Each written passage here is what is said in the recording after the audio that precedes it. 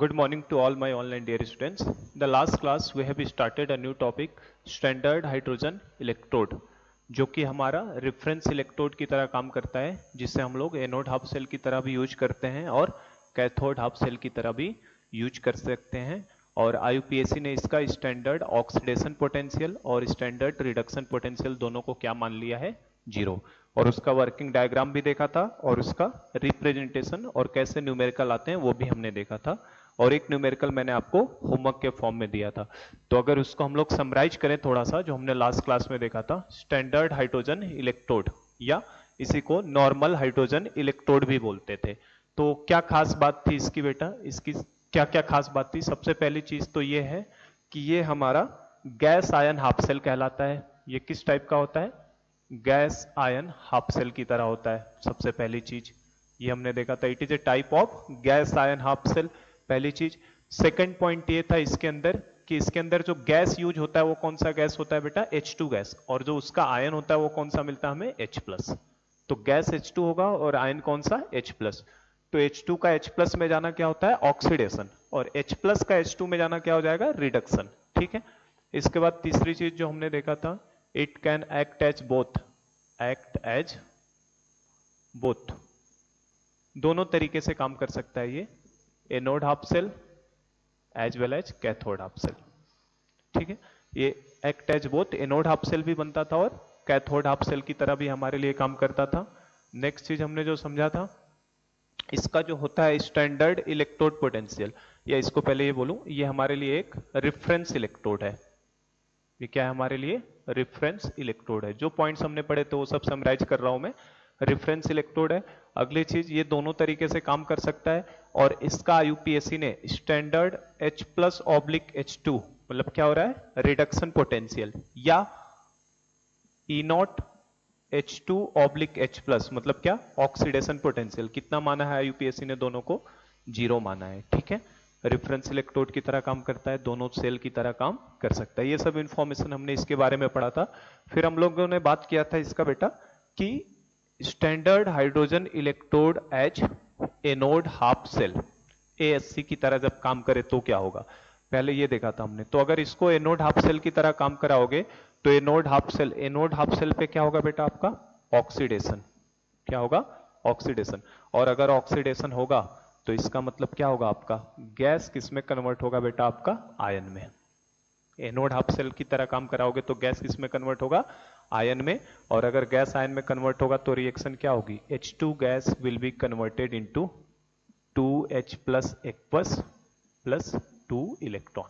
और working diagram वगैरह से मैंने समझाया था ये कैसे हो रहा है। ठीक है, तो ये हमारा एनोड हाफ सेल पे रिएक्शन होती है। कभी भी आपको रेफरेंस इलेक्ट्रोड की तरह हाइड्रोजन इलेक्ट्रोड को काम करवाना है और एनोड हाफ सेल बनाना है तो एनोड हाफ सेल की रिएक्शन फिक्स है बेटा। क्या होना है हमेशा? H2 will be converted into 2H+ में, ये फिक्स है। ठीक है ना। दो ही चीज होती है, या तो गैस आयन में कन्वर्ट होगा या आयन गैस में। तो अगर ऑक्सीडेशन कराओगे तो गैस किस में कन्वर्ट कर दो? आयन में। और अगर रिडक्शन कराओगे तो आयन को किस में कन्वर्ट करो? गैस में। तो ये होता था। और अगर रिप्रेजेंटेशन भी यहीं पे देख लें इसका, हम लोग किसको रिप्रेजेंट कैसे करते थे? तो रिप्रेजेंटेशन का तरीका क्या था बेटा? चूंकि ये एनोड है तो एनोड का बिल्कुल लेफ्ट मोस्ट में टर्मिनल आता था, तो कैसे लिखते थे? H2 is converted into H+। तो इसको दिखाने का तरीका PT H2 vertical line H+ aqueous, ये होता था डिनोट करने का तरीका। PT क्यों? क्योंकि यहां पे ना गैस इलेक्ट्रॉन ट्रांसफर करता है ना आयन के थ्रू हो सकता है, तो हमें तो एक कंडक्टिंग वायर चाहिए। तो उसके लिए हम लोग एक इनर्ट इलेक्ट्रोड कौन सा लगाते हैं? प्लेटिनम। वर्किंग डायग्राम में हमने देखा था किसका वायर डाले थे? प्लेटिनम का। तो रिप्रेजेंटेशन का तरीका होगा एनोड हाफ सेल पे तरह करना होगा। तो एनोड हाफ सेल मतलब ये क्या है? आपको सेपरेट कर रहा है, फेज को सेपरेट कर रहा है। तो इस साइड आपका गैस होता है, इस साइड आपका एक्वस होता है। दिखाने का ये तरीका है। इसका हमें P1 एटीएम गिवन होगा और इसके लिए हमें कुछ C1 मोलर कंसंट्रेशन गिवन होगा। एक तो ये तरीका है, और दूसरा तरीका क्या है रिप्रेजेंट करने का इसे? सेकेंड तरीका ये है कि आप गैस को अलग करो, प्लेटिनम को अलग करो। तो सेकेंड तरीका ये भी हमने देखा था, PT solid single vertical line, H2 gas single vertical line H+ aqueous. सही है बेटा, ये तीन तरीके होते, ये भी तरीका है रिप्रेजेंट करने का, दूसरा भी है। कॉमनली बुक्स में देखेंगे, कॉमनली बुक्स के अंदर हमें ये फर्स्ट वाला तरीका मिलता है ना, पर ये भी एक तरीका है डिनोट करने का। ये आपको C1 मोलर क्वेश्चन में गिवन होगा, सॉरी C1 मोलर बोल रहा हूँ, गैस है ना, तो गैस का P1 ATM प्रेशर दिया होगा, और ये चूंकि कंसंट्रेशन है तो C1 मोलर। तो ये हमारा एनोड हाफ सेल की तरह हो गया। और इसके अगर पीएच, इसके अगर हम लोग बात करें, इसका जो ई सेल आता था बेटा, ई सेल है ना, अगर प्रेशर हमने कितना ले लिया 1 ATM, अगर ये प्रेशर दिया नहीं होता तो कितना मान लेते हैं, यहाँ कुछ नहीं लिखा है तो कितना मानते हैं 1 ATM, तो उस पे इसके ई सेल का फॉर्मूला क्या आता है 0.059 इंटू पीएच ऑफ एनोड, है ना, ये फॉर्मूला आया था। ये फॉर्मूला तभी वैलिड है जब आपका एट pH2 जो प्रेशर ऑफ हाइड्रोजन गैस हो कितना हो आपका 1 ATM। ये हमने देखा था किस तरीके से निकलता है। तो हम लोग जस्ट रिवाइज कर लेते हैं इस चीज को, थोड़ा सा समराइज कर देता हूँ चीजें जो हमने पढ़ी थी। सेकंड चीज हमने देखा था बेटा standard hydrogen electrode as cathode half cell CSC की तरह। तो कैथोड बोलोगे तो कैथोड पे जस्ट इसके सब उल्टा हो जाएगा। कैथोड पे क्या होता है बेटा रिडक्शन होगा, और अगर आपका रिडक्शन होगा तो क्या होगा, रिडक्शन होने का मतलब ऑक्सीडेशन नंबर का कम होना। तो ऑक्सीडेशन नंबर कम कब हो सकता है, जब आयन किस में कन्वर्ट हो, गैस के अंदर।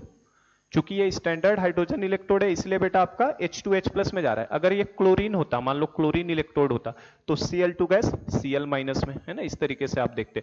तो Cl2 Cl- में जाने का मतलब वो रिडक्शन होता, ऑक्सीडेशन नहीं हो जाता। क्यों, क्योंकि ऑक्सीडेशन नंबर कम हो रहा है ना। तो आप जज कर लेना उस हिसाब से कि क्या होना है, आयन का किस में कन्वर्ट होना, गैस में, जब रिडक्शन करा रहे हैं। और आयन का गैस में जाने का मतलब हमारे लिए आयन कौन सा है बेटा 2H+, ये 2 इलेक्ट्रॉन लेगा, ये एक्वस फॉर्म में रहेगा ना, और 2 इलेक्ट्रॉन लेके किस में कन्वर्ट होगा, ये H2 गैस के अंदर। तो आपका ऑक्सीडेशन नंबर कम हुआ, मतलब डेट इज रिडक्शन हो गया। और अगर ये रिडक्शन है तो इसके लिए बस क्या लिखना है हमें, अब रिप्रेजेंटेशन की बात कर लें इसका, तो इसको रिप्रेजेंट करने का तरीका क्या होगा बेटा, अब चूंकि ये कैथोड है तो कैथोड में क्या होता है, जो भी टर्मिनल पे एकदम जाएगा राइट मोस्ट साइड में, तो वर्टिकल लाइन के इस साइड आपका अब आएगा इलेक्ट्रोड, तो प्लेटिनम इलेक्ट्रोड इस साइड आ गया, और वर्टिकल लाइन के इस साइड आपका क्या रहेगा H+ इक्वस, इस तरीके से, ठीक है। इसके नीचे आपका कंसंट्रेशन C2 मोलर, इसके नीचे आपका प्रेशर P2 ATM दिया है। एक तो ये तरीका हो गया रिप्रेजेंट करने का, और दूसरा तरीका क्या हो सकता था बेटा, जैसे उसे रिप्रेजेंट किया उस तरीके से इसे भी ब्रेक कर लो, H+ aqueous oblique H2 gas oblique platinum solid. ये पीटी सॉलिड जो लिखते हैं क्या बताता है कि ये हमारे लिए इलेक्ट्रोड की तरह काम कर रहा है। राइट मोस्ट साइड में है मतलब एक कैथोड की तरह काम कर रहा है, और लेफ्ट मोस्ट टर्मिनल पे है तो मतलब एनोड की तरह काम कर रहा है। इसका कंसंट्रेशन C2 मोलर, इसका प्रेशर आपको P2 ATM दिया होगा।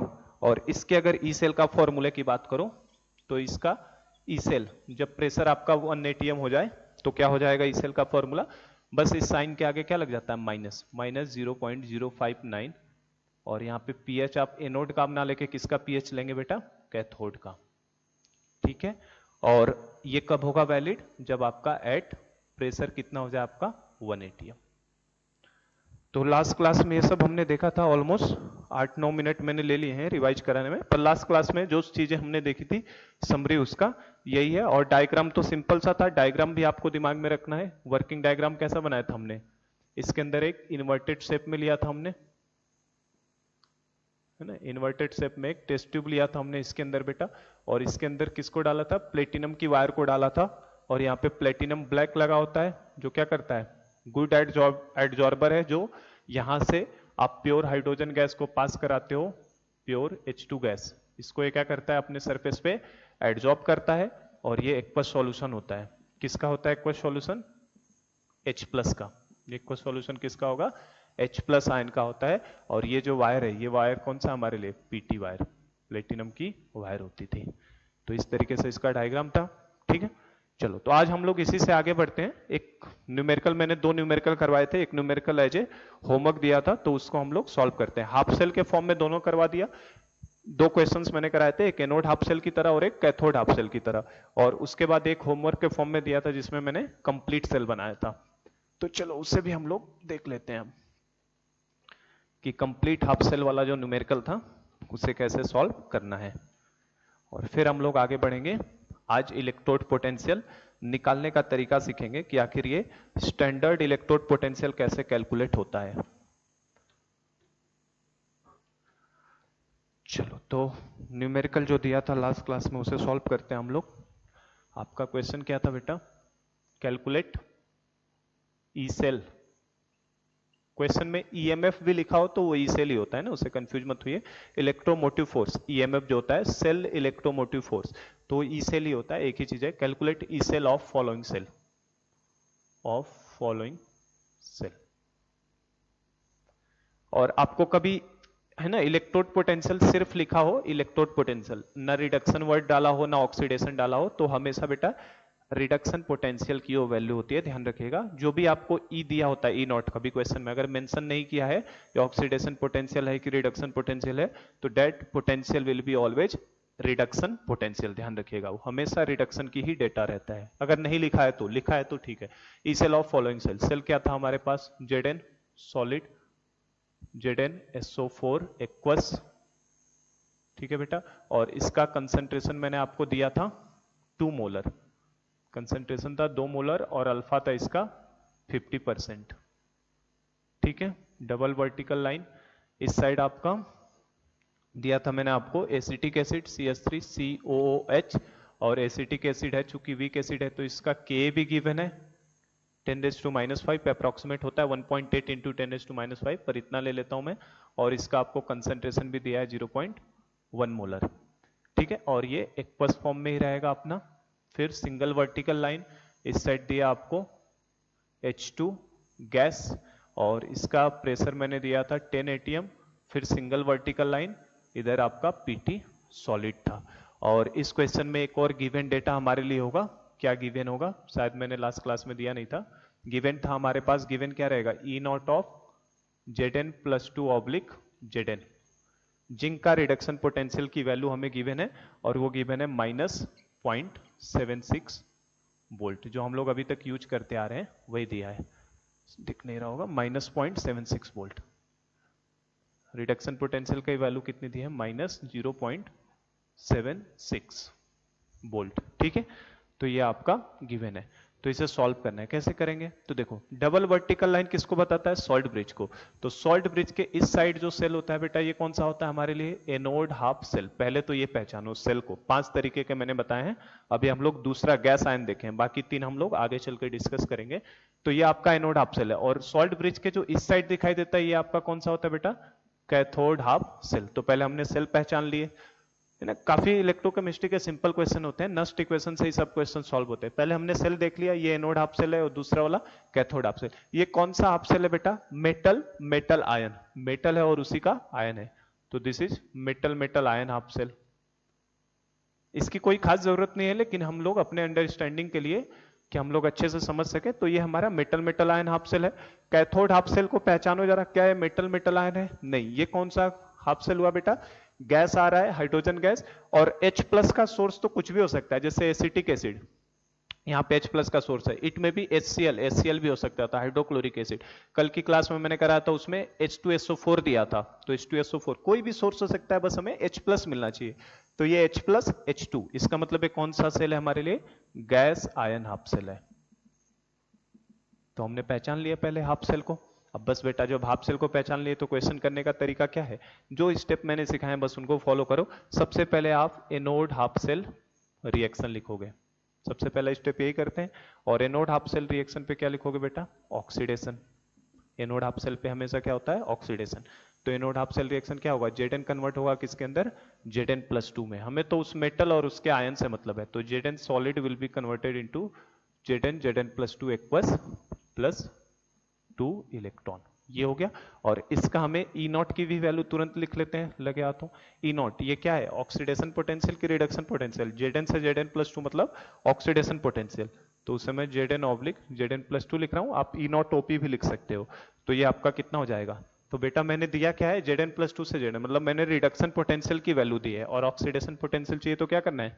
केवल साइन एक्सचेंज कर दो। यहाँ -0.76 था, तो ये कितना हो जाएगा? प्लस का 0.76। क्लियर है ये? चलिए फिर देखो, ये हमारा पहला काम हो गया। सेकंड काम क्या करते हैं बेटा? कैथोड हाफ सेल रिएक्शन लिखते हैं हम लोग। और कैथोड हाफ सेल पे क्या होता है? हमेशा रिडक्शन होता है। और रिडक्शन किसका होगा? रिडक्शन किसका होगा? Cathode half cell reaction fix है, गैस आयन हाफ सेल है, तो कैथोड की रिएक्शन फिक्स है, क्या होना है बेटा, या तो देखो आयन गैस में जाएगा या गैस आयन में जाएगा, सिंपल सी चीज है। अगर कैथोड रिडक्शन कराना है, रिडक्शन का मतलब ऑक्सीडेशन नंबर कम करना, तो आपको H प्लस को किस में भेजना होगा, H2 में। H प्लस का सोर्स कुछ भी हो सकता है, उससे कंफ्यूज मत होना कभी। तो आपको कैथोड हाफ सेल की रिएक्शन फिक्स है, H plus plus 2 electron gives क्या हो जाएगा बेटा आपका H2 गैस। देखो प्लस 1 से किस में चला गया, 0 में। तो ये हमारा रिडक्शन की रिएक्शन फिक्स है, ये होनी है। ऑक्सीडेशन के लिए इसका उल्टा होना है। और इसका ई नॉट कितना होगा बेटा, E naught of H plus oblique H2 कितना होगा, क्या इसकी वैल्यू गिवन है, नहीं। क्या जरूरत है देने की, नहीं। क्यों, क्योंकि ये स्टैंडर्ड फिक्स है हमारा, IUPAC ने इसको कितना माना है बेटा, 0.0 वोल्ट। तो ये 0.00 फिक्स है ये, तो इसमें कुछ करना ही नहीं था, ठीक। उसके बाद क्या करते हैं बेटा, ये दोनों काम करने के बाद हम लोग सीधे दोनों रिएक्शंस को जोड़ के कंप्लीट सेल रिएक्शन लिखते हैं, ठीक है। तो इसमें हम लोग कितना भारी से भारी क्वेश्चन हो, एक आयनिक का, आयनिक बोल रहा हूँ सॉरी, इलेक्ट्रो का, कितना भी टफ से टफ क्वेश्चन हो, करना इसी तरीके से होता है। फर्स्ट स्टेप, सेकंड, थर्ड में क्या लिखना होता है, सेल रिएक्शंस। तो सेल रिएक्शन लिखो, क्या लिखोगे सेल रिएक्शन में, तो आपका 2 इलेक्ट्रॉन से 2 इलेक्ट्रॉन कैंसिल आउट, क्या बनेगा बेटा, Zn solid plus 2H plus aqueous, और इस साइड से क्या बचा, Zn प्लस 2 एक्वस प्लस यहाँ का H2 गैस। और इस पूरे का जो निकल के आएगा उसको क्या बोलेंगे बेटा, ई नॉट सेल। इसको क्या बोलेंगे, ई नॉट सेल। पूरे सेल का ई नॉट है। और ई नॉट सेल क्या होगा, इन दोनों को जस्ट क्या करना है, जोड़ देना है सिंपली। तो बेटा जोड़ोगे तो कितना आएगा, प्लस का 0.76, नीचे वाला तो 0 है ना, तो ई नॉट सेल आ गया। अब एक बार जब ई नॉट सेल और रिएक्शन लिख लेते हैं तो फिर हमें तुरंत क्या लगा देना होता है, नस्ट इक्वेशन को। अगला स्टेप में क्या करो, नस्ट इक्वेशन को अप्लाई कर दो। और नस्ट इक्वेशन के हिसाब से क्या फॉर्मूला होता है, E cell is equal to E not cell minus 0.059 by n log concentration of product upon concentration of reactant, ठीक है।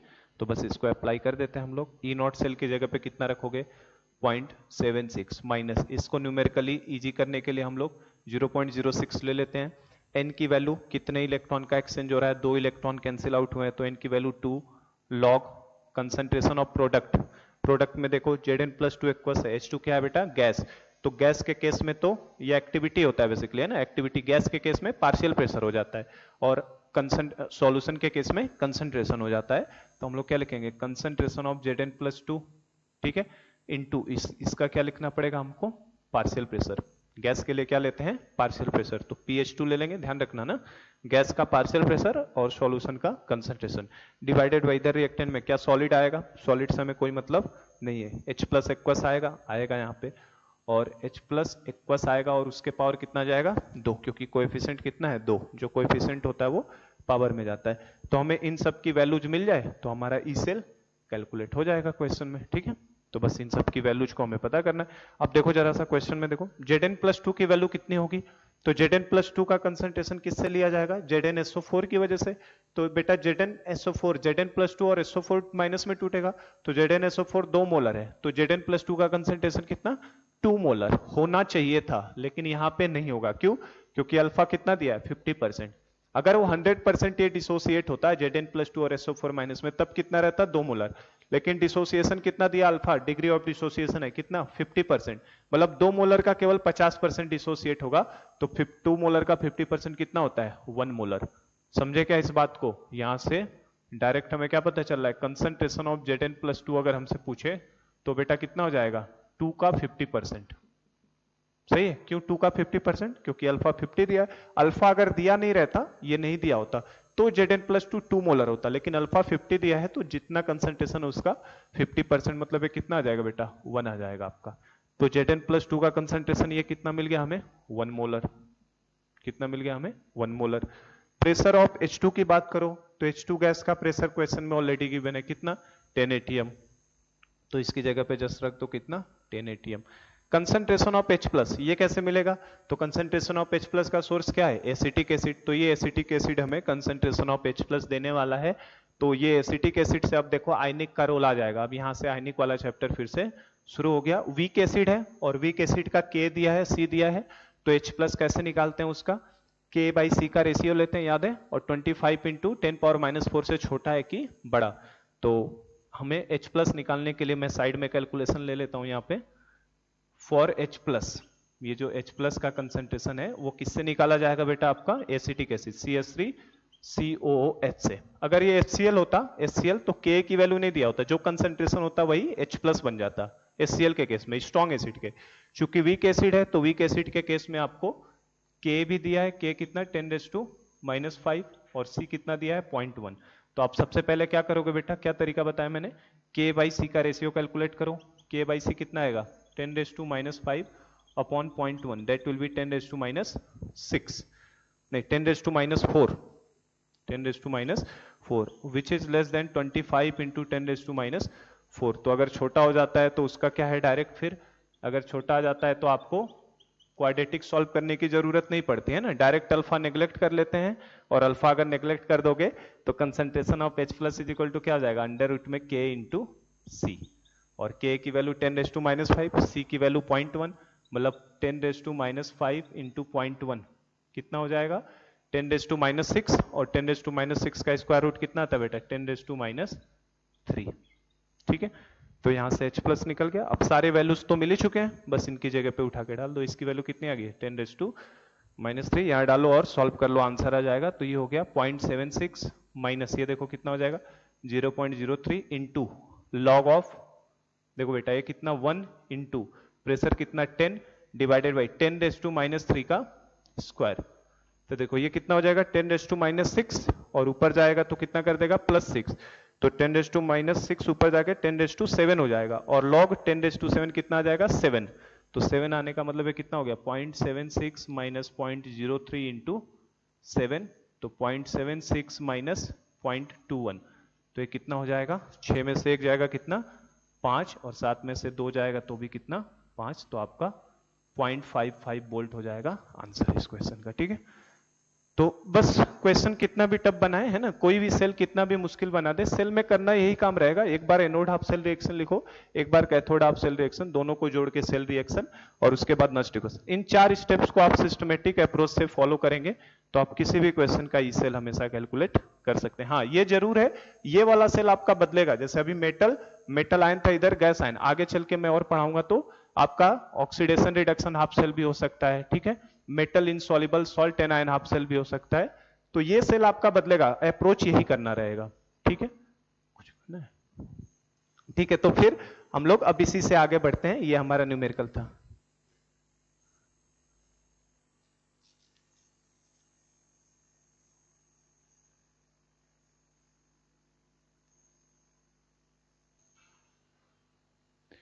चलो, तो ये काफी सिंपल प्रॉब्लम था, है ना। सिंपल मतलब बोलेंगे ये एडवांस लेवल के प्रॉब्लम इस तरीके से बनते हैं, कोई दिक्कत नहीं होती, करना स्टेप बाय स्टेप अप्रोच को फॉलो करो, आपको सॉल्व हो जाएगा क्वेश्चन, कोई दिक्कत होने वाली नहीं है।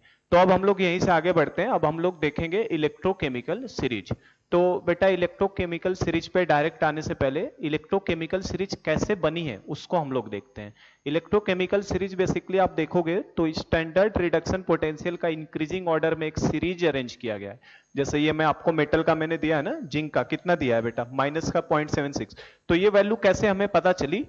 इसको पहले हर मेटल के लिए, जैसे जिंक का, कॉपर का, सिल्वर का, गोल्ड का, डिफरेंट लिथियम, सोडियम, सब मेटल के अलग अलग निकाले गए इलेक्ट्रोड पोटेंशियल, और उनको एक सीरीज में अरेंज किया गया इंक्रीजिंग ऑर्डर में रिडक्शन पोटेंशियल के फॉर्म में।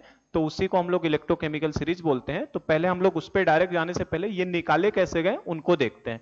तो मैंने आपको बताया था जब हाफ सेल हम लोग कंस्ट्रक्ट किए थे, तो मैंने आपको बताया था कि आप चाहे नोड हाफ सेल ले लो या कैथोड हाफ सेल, इनको इकलौता ले लो, अकेले ले लो, तो कभी भी इनका आप एब्सोल्यूट इलेक्ट्रोड पोटेंशियल की वैल्यू कैलकुलेट नहीं करते हो। हमेशा कौन सी वैल्यू कैलकुलेट होती है?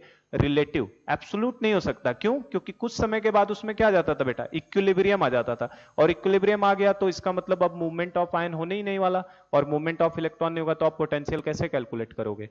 तो इस वजह से हम लोग कैलकुलेट नहीं कर पाते थे, अगर ये ध्यान हो तो मैंने बताया था उसको हमेशा रिलेटिव निकालना पड़ता है, और वो किसी रिफरेंस इलेक्ट्रोड के रिस्पेक्ट में निकालेंगे। और रिफरेंस इलेक्ट्रोड जो हम लोग यूज करते हैं हमेशा किसको बनाते हैं? हाइड्रोजन को, क्योंकि हाइड्रोजन इलेक्ट्रोड का खुद स्टैंडर्ड ऑक्सीडेशन पोटेंशियल या रिडक्शन पोटेंशियल को आईयूपीएसी ने कितना मान लिया है? 0 मान लिया है। तो उसी चीज को हम लोग देखने जा रहे हैं कि आखिर ये ई नॉट की वैल्यू कैसे डिफरेंट मेटल के लिए कैलकुलेट की जाती है, और उन्हीं मेटल्स के ई नॉट की वैल्यू की हेल्प से हम लोग क्या करते हैं? एक सीरीज को तैयार करते हैं, और उसी सीरीज को बोला जाता है इलेक्ट्रोकेमिकल सीरीज, जो कि बहुत इंपॉर्टेंट पार्ट है इस चैप्टर का।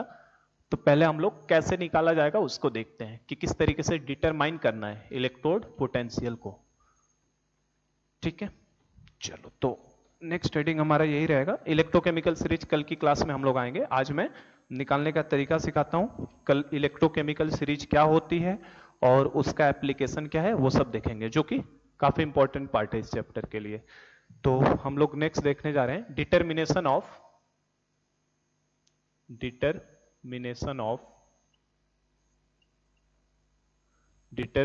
Of standard electrode potential. Standard electrode potential मतलब बेटा SEP, standard electrode potential of various electrodes, कि किस तरीके से इलेक्ट्रोड पोटेंशियल की वैल्यू को उनके स्टैंडर्ड इलेक्ट्रोड पोटेंशियल मतलब वो ऑक्सीडेशन वाला भी हो सकता है, वो आपका रिडक्शन वाला भी हो सकता है। तो जैसा कि मैंने बताया एब्सोल्यूट वैल्यू को आप डिटरमाइन नहीं कर सकते, हमेशा कौन सी वैल्यू लेते हैं, रिलेटिव वैल्यू को लेते हैं। और किसके रिफरेंस में लेते हैं हम लोग बेटा, हाइड्रोजन इलेक्ट्रोड के रिफरेंस में। तो पहले उस चीज को हम लोग लिख लेते हैं, है ना। It is not possible to determine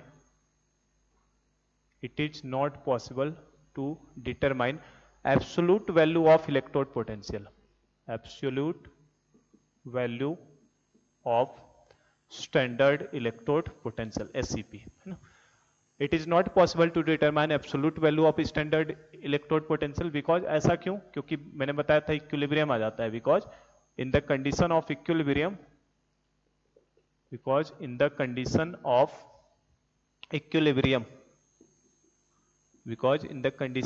equilibrium no net movement of charges occurs, no net movement of charges occurs, no net movement of charges occurs, charges का नेट मूवमेंट नहीं होता। एक बार इक्विलिब्रियम आ गया था, हमने देखा था हाफ सेल को, तो चार्ज का मूवमेंट नहीं हो रहा था, है ना।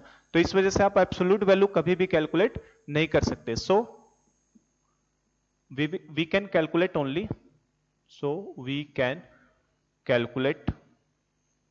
या डिटरमाइन, जो भी बोल लो, वी कैन कैलकुलेट या determine. So we can determine only relative value of standard electrode potential with respect to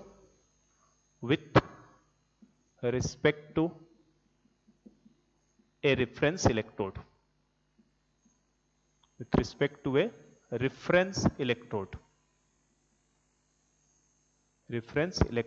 and which is standard hydrogen electrode, SHE, assumed by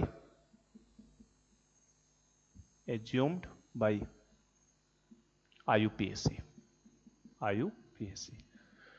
तो हम लोग कभी भी एब्सोल्यूट वैल्यू को बेटा नहीं डिटरमाइन कर सकते हैं। रीजन क्या है एब्सोल्यूट वैल्यू डिटरमाइन ना कर पाने का, कि कुछ समय के बाद क्या आ जाता है, इक्विलिब्रियम आ जाता है, और इक्विलिब्रियम हो जाएगा तो no net movement of charges occur, charges का कोई भी मूवमेंट नहीं होगा। इसीलिए हम लोग हमेशा क्या निकालते हैं उसका बेटा, रिलेटिव वैल्यू निकालते हैं स्टैंडर्ड ऑफ इलेक्ट्रोड पोटेंशियल की। अब ये एसओपी हो सकता है, एसआरपी हो सकता है, with respect to a reference electrode, किसी रेफरेंस इलेक्ट्रोड के रिस्पेक्ट में। और वो रेफरेंस इलेक्ट्रोड कौन सा लिया गया है, SHE, standard hydrogen electrode. IUPAC ने उसको SHE माना है। क्यों, इसी को क्यों लिया गया, क्योंकि इसका IUPAC ने OP या RP, ऑक्सीडेशन पोटेंशियल या रिडक्शन पोटेंशियल, स्टैंडर्ड फॉर्म में दोनों कितना माना था, उसने 0 माना था। ठीक है, तो ये हमारा हो गया। अब हम लोग निकालना सीखते हैं। तो किसी एक मेटल पे मैं समझा देता हूं, जिंक का ही समझा देता हूं कि जिंक का इलेक्ट्रोड पोटेंशियल किस तरीके से डिटरमाइन किया गया था। ठीक है, चलो तो ये हमारा इंफॉर्मेशन हो गया। अब हम लोग एक किसी का निकालना सीखते हैं। जिंक मेटल के लिए हम लोग निकालते हैं कि कैसे निकालना है, क्योंकि ये उतने में कम जगह में नहीं हो पाएगा, उसके लिए मुझे पूरा फिर से बोर्ड साफ करना है। तो देखिए हम लोग लेते हैं डिटरमिनेशन ऑफ डिटर्मिनेशन ऑफ कोई भी एक निकाल लो, या तो ऑक्सीडेशन पोटेंशियल या रिडक्शन पोटेंशियल। तो मान लो मैं determination of standard oxidation potential, determination of standard oxidation potential मतलब SOP of zinc electrode, zinc electrode का SOP निकालना बता रहा हूं। डेट इज हमें क्या निकालना है, E0 ऑफ Zn/Zn+2 ये निकालना है। ठीक है, कैसे ये निकाला गया था लेबोरेटरी के अंदर, उससे हम लोग देखने जा रहे हैं कि लैब में कैसे आखिर निकाले गए अलग अलग मेटल के। तो अगर बेटा हमें निकालना क्या है, इसका ऑक्सीडेशन पोटेंशियल SOP निकालना है। और ऑक्सीडेशन पोटेंशियल निकालने का मतलब है जिंक को आप क्या बनाओगे, एनोड की कैथोड। तो ऑक्सीडेशन कहां होता है, एनोड पे। तो जिंक वाले को हमें क्या बनाना पड़ेगा, एनोड बनाना पड़ेगा। तो देखो इसका कंस्ट्रक्शन डायग्राम कुछ इस तरीके से हमने एनोड चैम्बर के लिए बना लिया। और एनोड चैम्बर में हमने जिंक की रॉड को, ये आपका Zn रॉड है, जिंक की रॉड को हमने डिप कराया किसके अंदर बेटा, आपका एक्वस सॉल्यूशन ऑफ किसका होना चाहिए, उसी आयन का, जिस मेटल का लेते हैं उसी मेटल का एक्वस सॉल्यूशन होना चाहिए। जिंक की रॉड है Zn, है ना। और ये हमने लिया है, सपोज करो, aqueous solution of Zn+2 ion. किसका एक्वस सॉल्यूशन लिया है, Zn+2 आयन का। तो हमने इसको एनोड हाफ सेल बना दिया। अब इसकी एब्सोल्यूट वैल्यू तो नहीं निकाल सकते, तो क्या करेंगे, इसको किसी रेफरेंस इलेक्ट्रोड से जोड़ेंगे। और हमारे लिए रेफरेंस इलेक्ट्रोड बेटा किसको माना है हमने, स्टैंडर्ड हाइड्रोजन इलेक्ट्रोड को। हमारा रेफरेंस इलेक्ट्रोड कौन सा होगा, स्टैंडर्ड हाइड्रोजन इलेक्ट्रोड। तो हमने एक तरफ, कल मैंने बनाया था डायग्राम स्टैंडर्ड हाइड्रोजन इलेक्ट्रोड का। क्या होता है उसके अंदर, इन्वर्टेड शेप में एक ट्यूब डाला होता है इस तरीके से, ठीक है ना। ये देखो यहां से इनलेट होता है ताकि हाइड्रोजन गैस इसके अंदर हम लोग इंटर करा सके। और बीच में आपने देखा होगा यहाँ पे क्या लगाया था हमने, प्लेटिनम का वायर लगाया था। और यहाँ पे प्लेटिनम ब्लैक की सरफेस है ना, प्लेटिनम की बेसिकली पाउडर्ड फॉर्म में कोटिंग होती है उसी रॉड के ऊपर, ताकि हाइड्रोजन गैस को एब्जॉर्ब कर सके। और इसको हमने डाला था किसी एक्वस सॉल्यूशन में। और वो एक्वस सॉल्यूशन किसका था बेटा हमारे लिए, that is the aqueous solution of H+ ion. किसका था वो एक्वस सॉल्यूशन, H+ आयन का। देखो ये वाला एक्वस सॉल्यूशन ऑफ इधर किसको लेते थे, Zn+2 आयन का एक्वस सॉल्यूशन। और इसमें एक्वस सॉल्यूशन ऑफ किसका लिया जाता है बेटा, H+ आयन का। तो H+ आयन में हमने हाइड्रोजन इलेक्ट्रोड को इस तरीके से बनाया था। और आपका Zn+2 आयन के अंदर किसको डाला है, जिंक रॉड को। अब क्या करोगे, हमें डिटरमाइन करना है इसका ऑक्सीडेशन पोटेंशियल। तो ये आपका एनोड हाफ सेल है, ये आपका कैथोड हाफ सेल है। तो बस इसको हम लोग क्या करते हैं, वोल्ट मीटर के थ्रू बेटा कनेक्ट कर देते हैं। इसको हमने क्या किया, इस वोल्ट मीटर के थ्रू दोनों को कनेक्ट किया, क्योंकि यही प्लेटिनम का वायर क्या करता है, इलेक्ट्रॉन ट्रांसफर करने का काम करेगा। ये वोल्ट मीटर का काम क्या है, ये वोल्ट मीटर बेटा हमें क्या दे देगा, रीडिंग दे देगा। ये वोल्ट मीटर हमें क्या करेगा, डिफ्लेक्ट करके रीडिंग दे देगा कि कितना पोटेंशियल डिफरेंस डेवलप हो रहा है। अब बात करो हमें निकालना क्या है, स्टैंडर्ड ऑक्सीडेशन पोटेंशियल। और स्टैंडर्ड कंडीशन क्या हमने पढ़ा था बेटा, कंसंट्रेशन ऑफ आयन जो होना चाहिए, जैसे कंसंट्रेशन ऑफ Zn+2 जो भी है यहाँ पे, उसका कंसंट्रेशन कितना लेना है आपको, 1 मोलर। ये आपका एक्वा सॉल्यूशन ZnSO4 भी हो सकता है, ZnNO3 ट्वाइस भी हो सकता है, कुछ भी हो सकता है। बस आयन कौन सा हमारा मिलना चाहिए, Zn+2 का। इस साइड में आपका H+ आयन का सोर्स कोई भी हो सकता है, जैसे यहाँ पे HCl का भी एक्वा सॉल्यूशन हो सकता है, एसिटिक एसिड का भी हो सकता है, ठीक है। किसी का भी कंसंट्रेशन हो, आपका बस कंसंट्रेशन ऑफ H+ कितना आना चाहिए, उसके लिए 1 मोलर होना चाहिए। H2SO4 का भी सॉल्यूशन हो सकता है, किसी भी आयन का आयनिक सॉल्यूशन होना चाहिए जिसका कंसंट्रेशन कितना हो, 1 मोलर। क्यों, क्योंकि हम लोग स्टैंडर्ड निकालना चाहते हैं। और स्टैंडर्ड के लिए हमें स्टैंडर्ड कंडीशन भी फिक्स करनी होगी। यहां से हम लोग क्या करते थे बेटा, यहां से हम लोग किसको पास कराते थे, hydrogen gas, pure H2 gas, pure H2 gas. और वो भी स्टैंडर्ड कंडीशन में कितना होना चाहिए, 1 atm। बार भी दिया है बुक्स में, तो बार और एटीएम लगभग सेम ही होते हैं, तो 1 atm या 1 बार का एक ही मीनिंग लिया करना। तो मतलब प्रेशर ऑफ H2 हमारे लिए स्टैंडर्ड कंडीशन में कितना देना है, 1 atm, ठीक है। अब जैसे हम लोग कनेक्ट करते हैं, इलेक्ट्रॉन का फ्लो होना क्या हो जाएगा शुरू, ऑक्सीडेशन हाफ सेल है ना, तो ऑक्सीडेशन हाफ सेल में जिंक का क्या होगा, ऑक्सीडेशन। और जैसे इलेक्ट्रॉन का फ्लो शुरू होना होगा, ये वोल्ट मीटर क्या बताता है, हमारा पोटेंशियल को मेजर करने के लिए काम आता है। तो इस वोल्ट मीटर में जो भी डिफ्लेक्शन दिखेगा वो हमारा क्या बता देगा, इस जिंक रॉड का स्टैंडर्ड ऑक्सीडेशन पोटेंशियल, ये रीडिंग हमें मिल जाएगी। इस तरीके से लैब में हर मेटल के लिए इलेक्ट्रोड पोटेंशियल को निकाला गया है। ये हम कौन सा निकाल रहे हैं, ऑक्सीडेशन पोटेंशियल। ऑक्सीडेशन पोटेंशियल निकालना है तो हमने इसको क्या बनाया, एनोड हाफ सेल। अगर मुझे रिडक्शन पोटेंशियल निकालना होता तो बेटा मैं क्या करता, इसको बस इस साइड कर देता है ना, इसको हमने क्या बना देते, एनोड बना देते गैस आयन को, और इसको क्या बना देते, कैथोड बना देते। तो बस वो चेंज कर देते, क्योंकि स्टैंडर्ड केस है इसलिए मैंने स्टैंडर्ड में 1 मोलर और इसको 1 एटीएम लिया है। अब बस अगर मान लो ये डायग्राम देके हमसे इसका रिप्रेजेंटेशन पूछ ले कि कैसे रिप्रेजेंट करोगे इसे, इसका रिप्रेजेंटेशन बताओ, इस सेल को कैसे आप रिप्रेजेंट करोगे। ये आपका कंप्लीट गैल्वेनिक सेल है जिसमें एनोड हाफ सेल आपका मेटल मेटल आयन का है, कैथोड हाफ सेल आपका गैस आयन हाफ सेल है। तो हमसे बोलेगा इसका रिप्रेजेंटेशन बताओ, तो कैसे रिप्रेजेंट करोगे बेटा, पहले double vertical line, double vertical line के इस साइड क्या आएगा, एनोड हाफ सेल, इस साइड क्या आएगा आपका कैथोड हाफ सेल। तो देखो एनोड हाफ सेल पे क्या होने वाला है बेटा, जो भी Zn सॉलिड है it will be converted into Zn+2 aqueous. देखो Zn सॉलिड किस में जाएगा, Zn+2 एक्वस के अंदर, और ये double vertical line salt bridge को बता देगा। देखो अच्छा एक चीज छूटा है इसके अंदर, ये सेल अभी काम नहीं करेगा, ये सेल कब काम करेगा बेटा, जब इसके अंदर हम लोग सॉल्ट ब्रिज को ऐड कर देंगे, क्योंकि बिना सॉल्ट ब्रिज के सेल क्या रहता है, इनकम्प्लीट, वर्किंग उसकी रुक जाएगी थोड़ी देर चल के। तो ये हमने सॉल्ट ब्रिज भी ऐड करना जरूरी है, ठीक है। तो ये हमारा सॉल्ट ब्रिज हो गया, क्योंकि बिना सॉल्ट ब्रिज के तो सेल काम नहीं करेगा ना, चल के रुक जाएगा थोड़ी देर। तो देखो Zn से Zn+2 double vertical line, Zn+2 का कंसंट्रेशन स्टैंडर्ड केस में लिया हमने, तो कितना मानेंगे बेटा, 1 मोलर। डबल वर्टिकल लाइन, इधर आप देखो आपका क्या हो रहा है, H+ आयन है ना, इधर क्या होना है आपका रिडक्शन, और रिडक्शन होने का मतलब H+ किस में कन्वर्ट होगा आपका, H2 के अंदर। तो इस साइड हम लोग क्या लिखेंगे, H+ एक्वस, और सिंगल वर्टिकल लाइन PtH2 भी लिख सकता हूं। एक तो तरीका यह है रिप्रेजेंट करने का, दूसरा तरीका क्या बताया था बेटा मैंने, H2 गैस लिख दो यहां, फिर single vertical line Pt solid लिख दो, ये भी है तरीका। H+ का कंसंट्रेशन कितना, 1 मोलर। H2 गैस का प्रेशर भी कितना हमने लिया है, 1 atm, क्योंकि सब स्टैंडर्ड केस में है। तो देखो इस तरीके का रिप्रेजेंटेशन देके आपसे ये भी पूछ सकता है सेल नोटेशन कैसे होगा, किस तरीके से लिखेंगे। तो ये हमारा क्या हो गया, सेल नोटेशन। अब कैसे निकाला जाए E0 Zn/Zn+2 को, तो निकालने का तरीका सिंपल सा ये है कि आप जो तरीका मैंने बताया, सेल नोटेशन लिखने के बाद तुरंत क्या लिखते हैं हम लोग, एनोड हाफ सेल रिएक्शन। तो तुरंत बेटा आप क्या लिखो, एनोड हाफ सेल रिएक्शन। और एनोड हाफ सेल रिएक्शन पे क्या होने वाला है, ऑक्सीडेशन। तो ऑक्सीडेशन वाला पार्ट लिखो, क्या ऑक्सीडाइज होगा, Zn ये हमारा पार्ट कौन सा है, एनोड हाफ सेल का, ये वाला पार्ट कैथोड हाफ सेल का। तो बस इसका ऑक्सीडेशन करा दो, क्या होगा बोलो, Zn solid will be converted into Zn+2 aqueous। ये हो गया इसका ऑक्सीडेशन, प्लस 2 इलेक्ट्रॉन। और इसका अगर मैं पूछूं E0 कितना होगा, E0 ऑफ क्या लिखोगे बेटा, Zn/Zn+2, ये कितना होगा। तो यही तो हमें फाइंड आउट करना है ना, इसकी वैल्यू हमें पता थोड़ी ना, ये हमें मानना है। तो ये मैंने मान लिया कितना है बेटा आपका, x वोल्ट। ये कितना मान लिया, x वोल्ट है, जो हमें पता करना है। सेकंड देखो क्या लिखोगे, कैथोड हाफ सेल रिएक्शन। तो कैथोड हाफ सेल रिएक्शन पे क्या लिखोगे बेटा, रिडक्शन कराओगे, और रिडक्शन कराओगे तो किसका रिडक्शन होगा।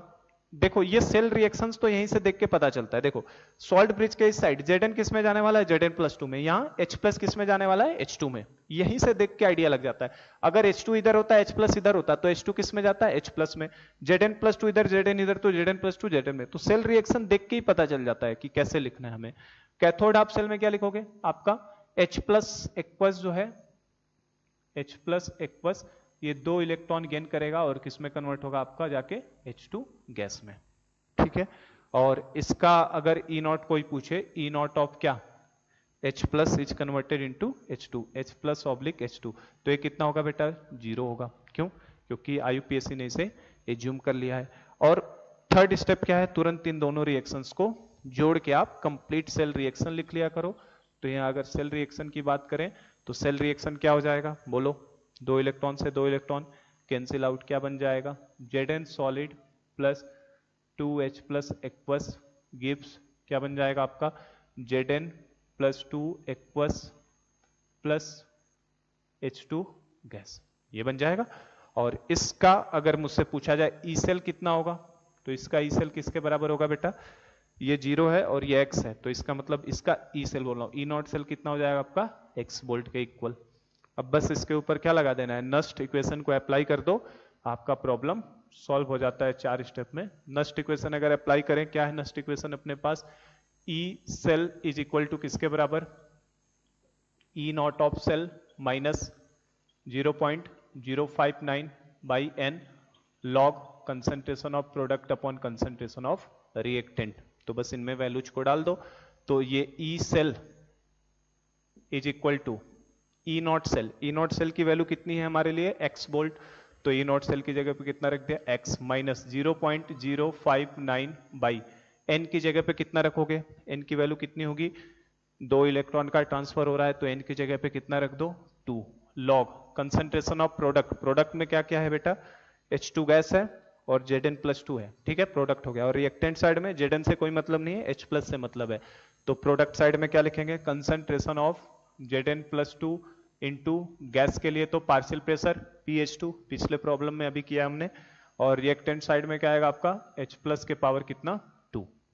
अब बस सारी वैल्यूज को डाल दो, आपको आंसर मिलता चला जाएगा। तो E cell is equal to कितना, x माइनस 0.059 बाई 2 लॉग, देखो कंसंट्रेशन ऑफ Zn+2 कितना 1 मोलर, स्टैंडर्ड केस में प्रेशर ऑफ H2 कितना 1 atm, कंसंट्रेशन ऑफ H+ कितना 1 मोलर, तो ये सारी वैल्यूज कितनी कितनी है 1 है, क्यों, क्योंकि स्टैंडर्ड केस में ना 1 इंटू 1/1 का स्क्वायर, और ये कितना हो गया log 1 हो गया, और log 1 की वैल्यू कितनी हो जाएगी बेटा 0, तो log 1 अगर 0 हो गया तो 0 को इस नंबर से मल्टीप्लाई करते कितना 0, तो आप यहां से देखो आपका E cell is equal to किसके आ जाएगा x, क्योंकि ये वाला पूरा टर्म तो 0 हो जाएगा ना, log 1 की वैल्यू 0, तो पूरा टर्म किसके बराबर 0, तो ई सेल किसके बराबर आ गया x के बराबर। अब मुझे ई सेल तभी, ये x मुझे तब पता चल सकता है जब मुझे किसकी वैल्यू पता हो, ई सेल की, ये x तभी पता चलेगा, ये अननोन था ना, जब हमें ई सेल पता हो, और ये ई सेल कैसे पता चलेगा, तो ये ई सेल बेटा पता चलेगा हमें किसके रीडिंग से,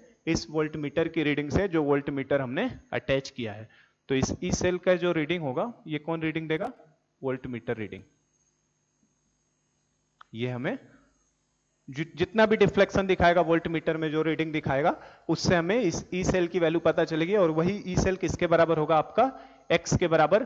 तो जब जिंक का किया गया था, जिंक के अंदर जब आप एक्सपेरिमेंटली इस तरीके से एक्सपेरिमेंटल सेटअप बना के अरेंज करते हो, तो आपको जिंक का जो निकल के आता है बेटा इलेक्ट्रोड पोटेंशियल, इस ई सेल की वैल्यू है ना, इस ई सेल की वैल्यू निकल के आई 0.76 वोल्ट, ये वैल्यू कितनी आती है एक्सपेरिमेंटली 0.76 वोल्ट आती है, ये वैल्यू वोल्ट मीटर की रीडिंग 0.76 वोल्ट आती है, इसलिए हमें पता चल गया कि ई ऑफ किसका Zn, इसको नॉट लिख दूं, नॉट क्यों लिख रहा हूं, क्योंकि स्टैंडर्ड केस में ही निकाला है हमने, सब स्टैंडर्ड माना था, तो ई नॉट ऑफ आपका क्या हो जाएगा, ई नॉट ऑफ Zn/Zn+2, ऑक्सीडेशन की वैल्यू कितना 0.76 वोल्ट, तो बेटा अगर ऑक्सीडेशन पोटेंशियल 0.76 वोल्ट है, तो रिडक्शन पोटेंशियल अगर कोई पूछे तो कितना हो जाएगा, Zn+2/Zn की वैल्यू माइनस का 0.76 वोल्ट।